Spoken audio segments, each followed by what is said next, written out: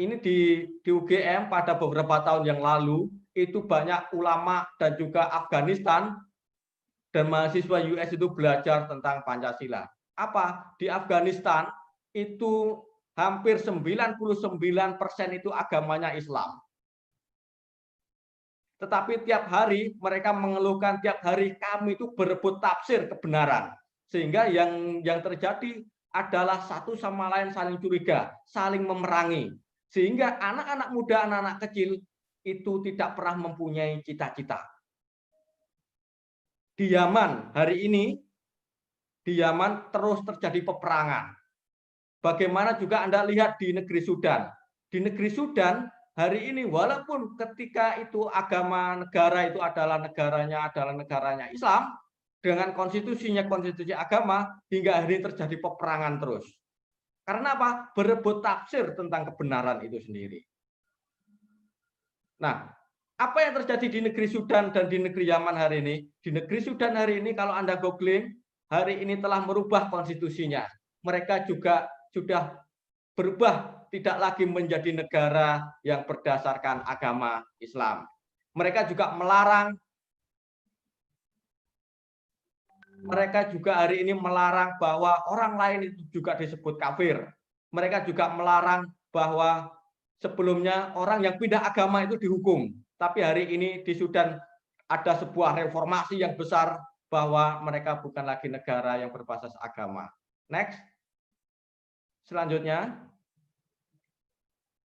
Tadi sudah dikutip oleh moderator tadi tentang kutipan para presiden kita. Saya katakan di sini misalkan Bung Karno tadi sudah dikutip oleh sama Yusuf.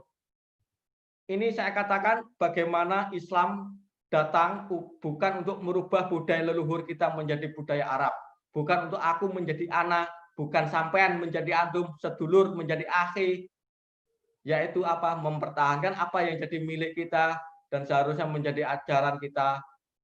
Dan ini adalah bagaimana kita harus serap ajarannya tetapi bukan budayanya. Artinya apa? Ucapan dari Presiden Abdurrahman Wahid ini mencerminkan bahwa kita harus mempunyai kepribadian. Agama itu adalah keyakinan yang kita yakini, tetapi bagaimana kebudayaan itu menjadi hal yang mengakar dan itu berbeda antara satu bangsa dengan bangsa lainnya. Next, selanjutnya adalah saya ingin mengatakan agama dan Pancasila. Saya ingin mengatakan di sini adalah agama itu adalah bagaimana keyakinan-keyakinan individu di dalam ruang-ruang privat. Sedangkan Pancasila itu adalah dasar negara, pedoman penyelenggaraan berbangsa dan bernegara. Artinya apa? Ini adalah domain ruang publik. Kemudian, apa yang terjadi?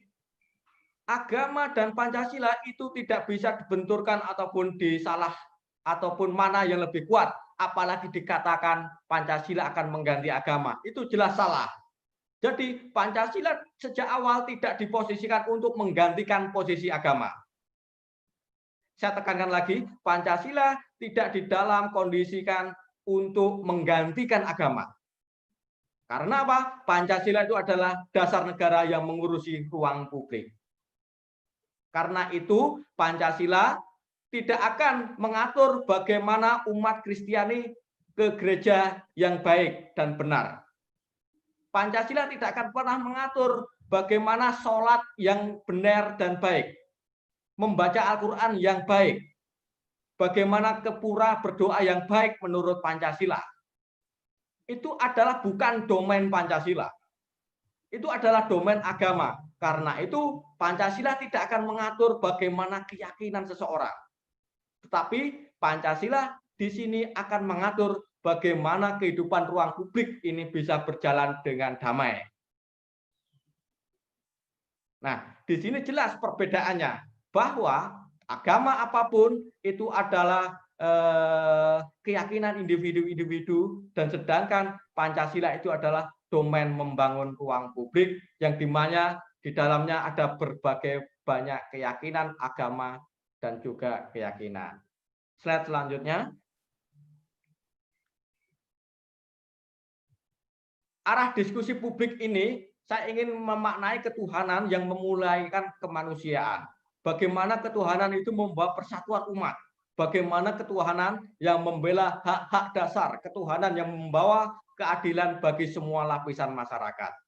Kawan-kawan, bagaimana ketuhanan saat melihat tetangga ataupun orang lain yang hidup kelaparan ataupun kesusahan, kemiskinan di era pandemi hari ini misalkan ya. Ini adalah yang disebut dengan, kalau dalam perspektif Pancasila, bagaimana Pancasila diposisikan sebagai lead star dinamis, sebagai bintang penuntun. Apa itu?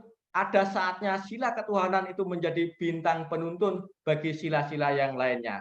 Dan juga ada saatnya sila yang lainnya menjadi bintang penuntun bagi sila-sila yang lainnya. Bagaimana nilai ketuhanan itu bisa menjadi pemancar bagaimana untuk menyelesaikan persoalan, membantu negara tentang orang-orang yang misalkan kelaparan di tetangga kita. Slide selanjutnya adalah disitulah ya bagaimana ketuhanan itu harus kita terapkan, bahwa tidak boleh ada keluarga ataupun tetangga kita yang hidup kelaparan ataupun hidupnya sengsara. Apa itu? Bagaimana kita menjadikan organisasi keagamaan sebagai pusat-pusat pengorganisasian memberantas kemiskinan.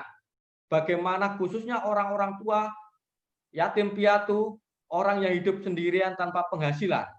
Bagaimana nilai ketuhanan itu diterjemahkan di dalam kehidupan praksis sehari-hari. Ini adalah wujud bagaimana implementasi nilai ketuhanan. Di dalam Islam misalkan, banyak sekali ayat-ayat Tuhan yang mengajarkan dan memerintahkan, saya ingatkan bahwa ini adalah mewajibkan. Bahwa misalkan di dalam Al-Quran surat Ar-Rum 30 ayat 38, berikanlah haknya kepada kerabat dekat, juga kepada orang miskin, dan juga kepada orang-orang yang dalam perjalanan. Itulah orang yang lebih baik bagi orang-orang yang mencari ridho Allah, dan mereka itu adalah orang-orang yang beruntung. Nah, dari satu ayat ini aja kita sudah diberikan kewajiban bagaimana kita memberikan hak kepada kerabat ataupun orang-orang miskin. Ini sudah mencerminkan bagaimana era pandemi ini kita harus mempunyai kepedulian terhadap sesama. Kita harus mempunyai kepedulian terhadap manusia, apapun dia agamanya. Karena itu adalah pentingnya sebuah nilai ketuhanan yang kemudian itu akan membuat yang namanya menghargai dan juga memuliakan kemanusiaan.